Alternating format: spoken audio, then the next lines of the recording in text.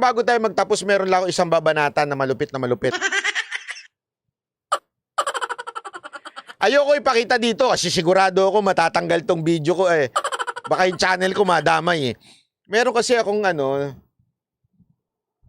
meron akong napanood.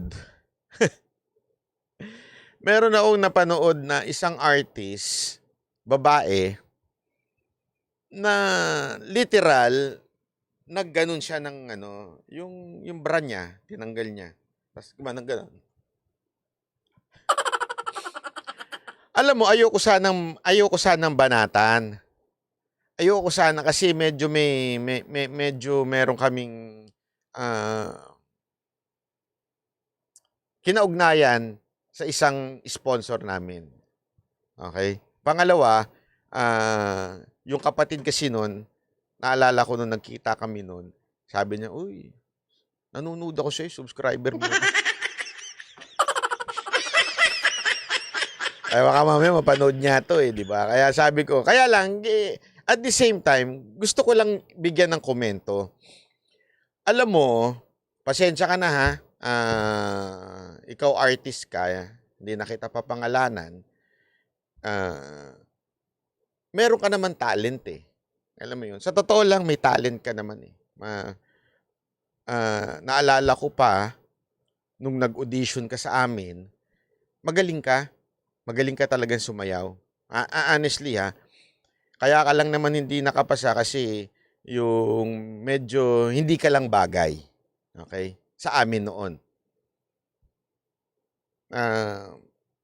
Pero in terms of talent, kasi paulit-ulit ko nga sinasabi ito sa mga nag-audition sa amin, hindi porket hindi ka namin kinuha, hindi ka na magaling. Hindi yon. Hindi kita kinuha kasi merong akong pinipiling bagay ang itsura. Okay? Kasi dapat bagay, may mga kanya-kanyang itsura yan eh, 'di ba? Dapat kaya nga tingnan ninyo, pansinin ninyo yung Mocha Girls po, 'di ba? Malagi nagsasabi sila, bakit parang magkakamukha sila? Kasi may isang kailangan itsura noon. Hindi pwede may itsurang ganito, may itsurang ganyan. But it doesn't mean you're ugly. Hindi 'yun ang ibig sabihin nun ha. And it doesn't mean you do not have talent. Okay? So, may talent ka. Okay? Kaya lang siguro medyo nalunod ka doon sa gusto mong sumikat at sumikat at sumikat. At gusto mo yung imahe mo manatiling ganyan. Tapos lagi mo pang dinadahilan yung anak mo, kaya mo ginagawa yan.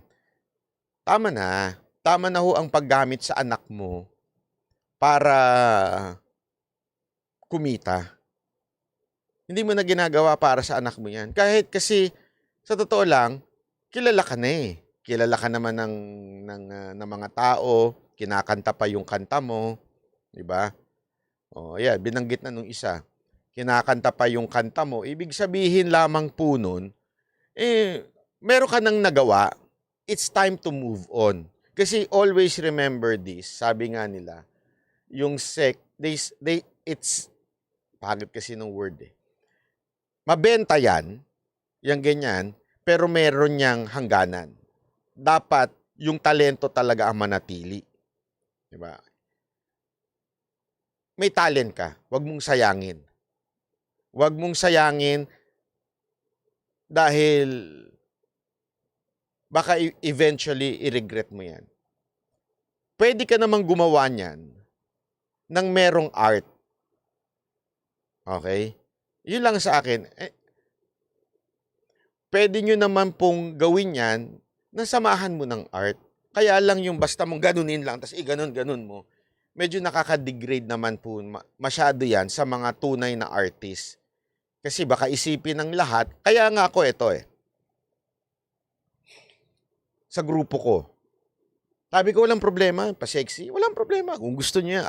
Ako actually, ayoko silang magpa-sexy. Kahit tanong nyo sila. Sila ang kulit nila, talagang gusto nila sexy. Ewan ko siguro, ganun talaga gusto nila. Sabi, sige, okay, walang problema. Yan ang gusto nyo expression, go. Pero, make sure you have the talent. Kaya nga, sa amin, hindi to lumabas in public. There's one show na medyo nagkamali sila. Alam nyo, after the show, nag-practice kami ng 1 oras pa. Kasi sabi ko sa kanila, people came people spend money to watch you. So don't play around. Hindi yan nagpunta dahil gusto lang makita ng sexy. Ayokong yun ang tumatak sa kanila eh. Kailangan pag nakita nila kayo, kakaiba pala itong Mocha Girls, hindi lang pala sexy ito. May talent pala talaga. Yun ang gusto kong makita nila. Oo, yung sexiness, that is to attract. Okay? That's part of the, para i-attract. But, pag attract mo, para sila ay bumalik uli, kailangan they would see talent. Pag hindi nila nakita yung talent, they will not come back. Manood lang sila, maganda, o tapos na.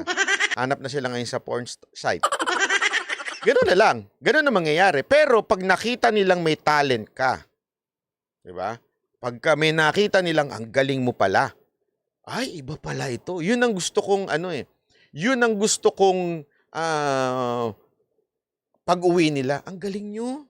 Oh, ayos pala kayo. Hindi pala kayo yung ordinaryong sexy group lang.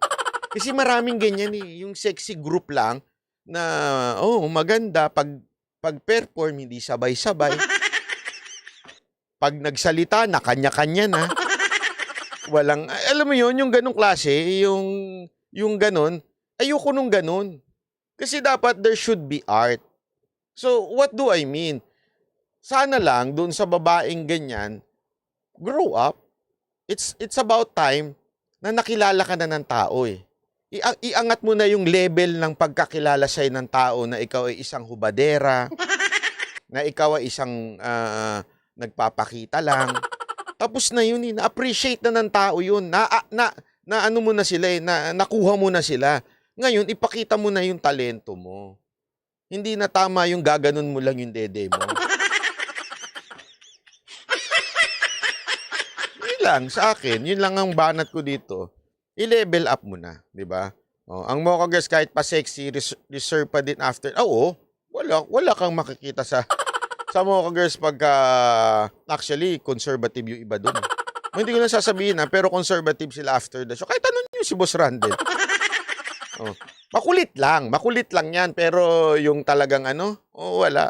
Basta sabi ko sa kanila, kailangan pang-akit nyo lang yung sexy, yung ganda-ganda, akit lang yan. Pero dapat, pagdating ng show, nga sila after, parang wow, galing pala nito.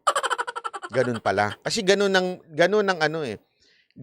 ang ipinasa ni Mocha noon. Noon si Mocha, daring din. Pero at least si Mocha naman, pag nagpakita ng katawan, may dahilan. Kunwari, yung nude painting niya, di ba? Pag nagpakita siya, may dahilan, may art.